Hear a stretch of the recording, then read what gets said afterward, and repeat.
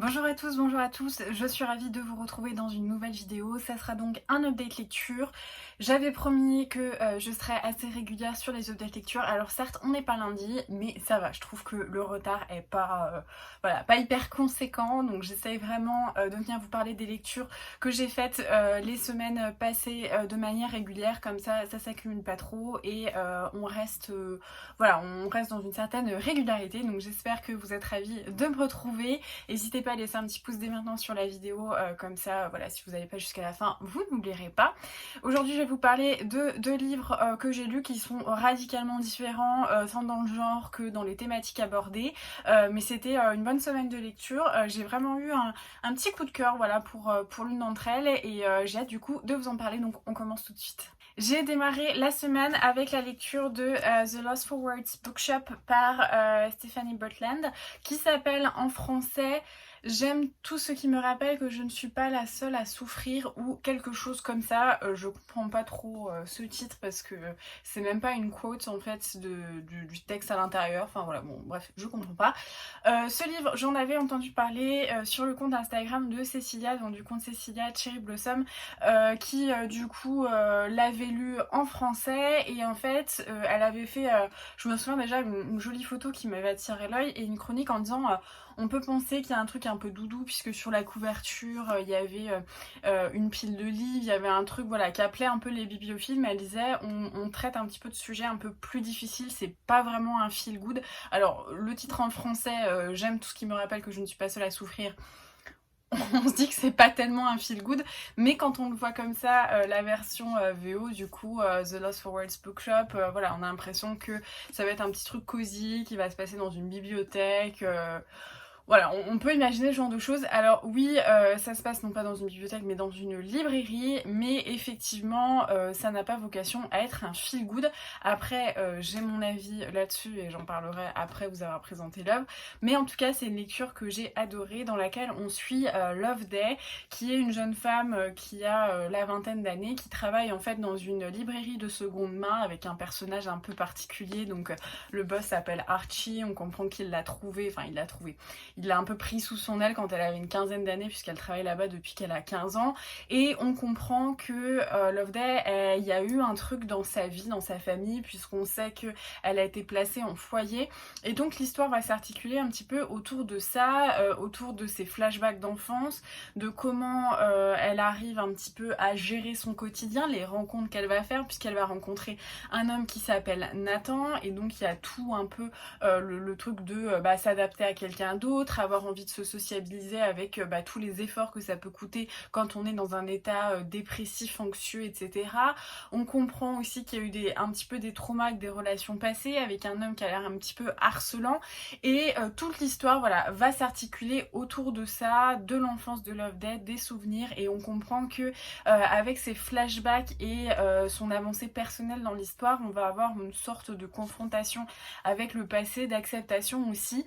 Et c'était vraiment super. Moi j'ai adoré déjà parce que je me suis extrêmement attachée au personnage de Loveday, qui est une jeune femme qui a plein de névroses, elle a presque un peu des tocs, elle est elle est fragilisée niveau santé mentale, mais du coup moi ça m'a apporté un réconfort extrême puisque certaines fois quand elle disait des choses, par exemple aller en soirée, les espèces de paradoxes en fait qu'elle rencontre en se disant oui ça peut me faire du bien mais en même temps ça me demande tellement d'énergie d'y aller que je sais pas si j'ai la force. Et c'est vraiment je pense des questionnements quand on souffre un petit peu sur le plan mental, des choses qu'on peut se poser. Et du coup certes ça n'a pas vocation à être un feel good, mais moi ce livre il m'a fait beaucoup de bien parce que je me suis vraiment reconnue dans certains mécanismes de pensée de Loveday.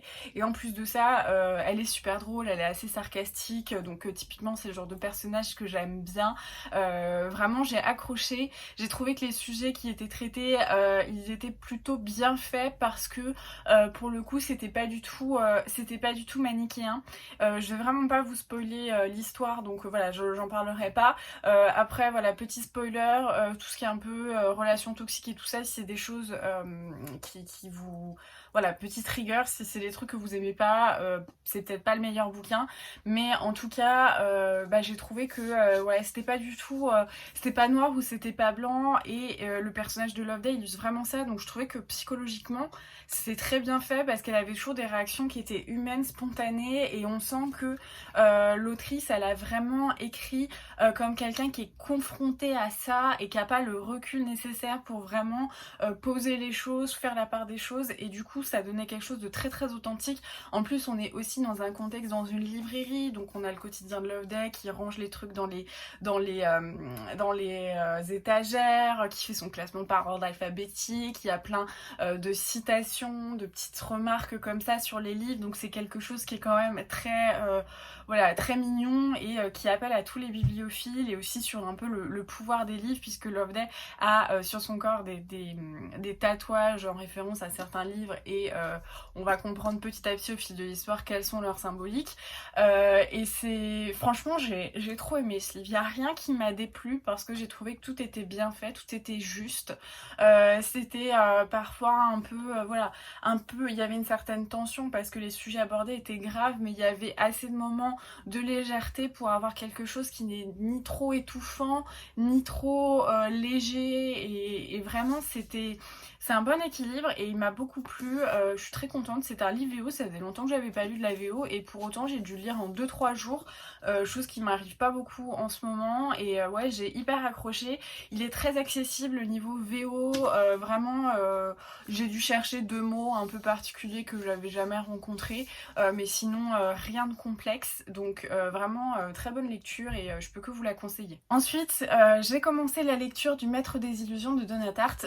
Je ne l'ai pas ici puisque c'est la lecture que je suis en train de lire, tout simplement parce que c'est une brique de 700 pages où j'étais un petit peu optimiste en pensant que j'allais la terminer la semaine, et puis en fait on a eu plusieurs invitations dans la semaine, donc on n'était pas voilà, on n'était pas à la maison tranquillement.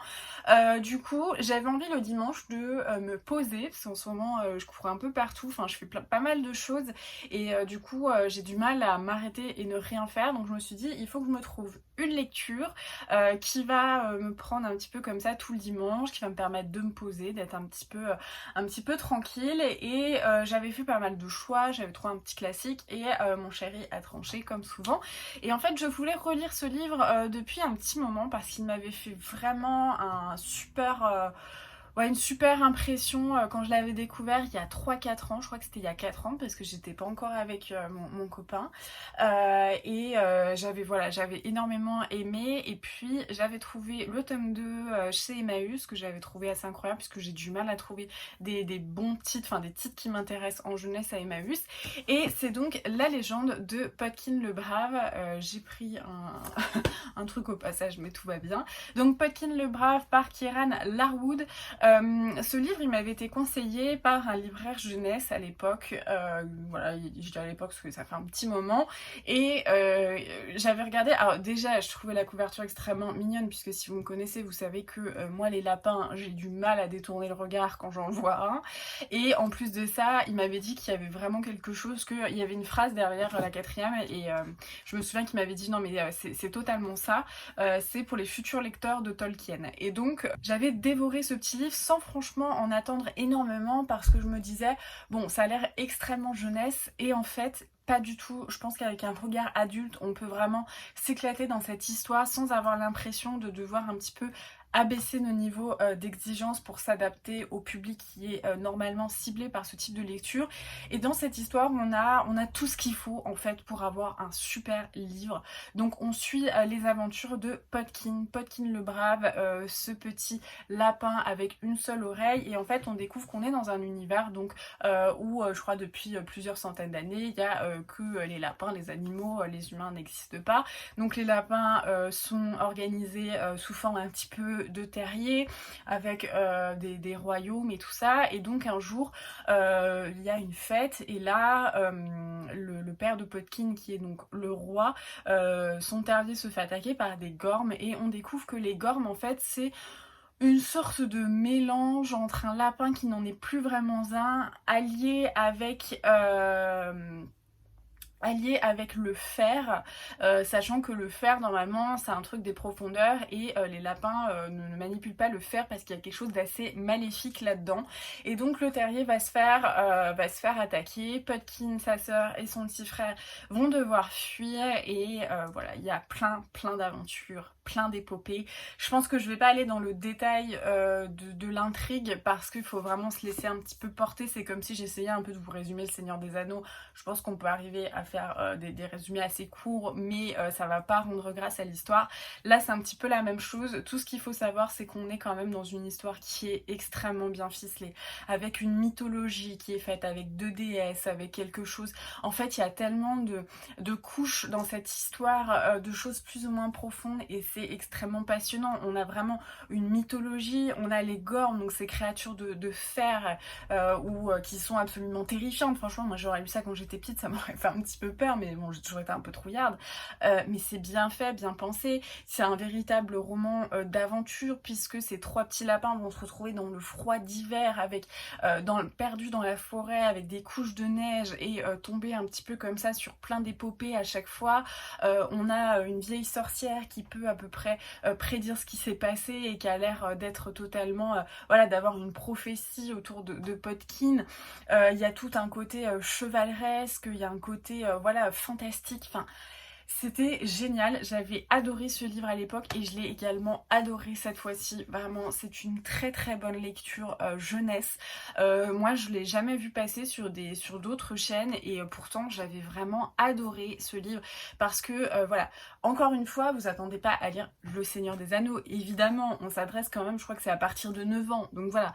Mais je trouve que pour un livre qui est ciblé à partir de 9 ans, c'est extrêmement riche. Et oui, effectivement, ça s'adresse à des futurs lecteurs de Tolkien parce que c'est assez grand, c'est bien fait, c'est profond, que ce soit les décors, les histoires, enfin toute l'ambiance est bien et c'est vraiment bien fait. C'est pas trop lourd pour un enfant. De toute manière, je pense que c'est Gallimard Jeunesse, donc ils sont un petit peu courants de comment adresser les livres. Mais vous voyez, même dans le fait de poser le décor et l'ambiance, il y a juste ce qu'il faut pour être plongé dans le cadre, pour laisser parler l'imaginaire et en même temps sans trop alourdir le récit, puisqu'il fait moins de 300 pages, écrit voilà avec les standards de la jeunesse, donc grande marge, beaucoup d'interlignage, tout ça. C'était trop bien, franchement je peux que vous le conseiller. Puis alors là, le lire en hiver c'est parfait. Moi dimanche il y avait un petit peu de neige vers chez moi et c'était le pied. Donc vraiment n'hésitez pas à lire. Du coup j'ai trop hâte de lire le tome 2 et ça m'a fait plaisir voilà, de retrouver ce petit roman que j'avais adoré, qui est d'ailleurs, pour la petite histoire, le premier livre que j'ai prêté à mon chéri avant même qu'on soit ensemble. Donc voilà. C'est tout pour cette belle lecture. J'espère que les deux livres que je vous ai présentés vous ont plu. Vous avez pu voir que je vous en ai parlé avec beaucoup d'enthousiasme parce que effectivement j'ai vraiment apprécié ces deux lectures. J'ai eu un petit coup de cœur quand même pour ce livre de Stephanie Bortland. J'ai adoré Loveday vraiment, et je pense que c'est typiquement le genre de truc que j'aimerais bien voir adapté en film, parce que vraiment Loveday c'est un personnage et je rêverais de l'avoir incarné comme ça au cinéma. En tout cas j'ai vraiment été attachée à elle et j'ai eu du mal après à sortir de ce livre parce que il y avait beaucoup de choses qui me ramenaient à ça. C'était vraiment une très bonne lecture. Et puis voilà, Podkin c'était trop mignon, donc j'espère que vous vous laisserez tenter, parce que même si la couverture a l'air d'être très jeunesse, c'est vraiment un livre qui est assez riche et vraiment voilà, il mérite d'être un petit peu plus connu. Donc j'espère que les livres que je vous ai présentés vous ont donné envie. N'hésitez pas à me dire dans les commentaires quel livre vous intéresse, à laisser un petit pouce et à partager sur les réseaux sociaux cette vidéo pour soutenir mon travail. En tout cas je suis contente de vous avoir retrouvé. Et en attendant la prochaine vidéo, je vous embrasse, je vous souhaite de très bonnes lectures et je vous dis à très vite.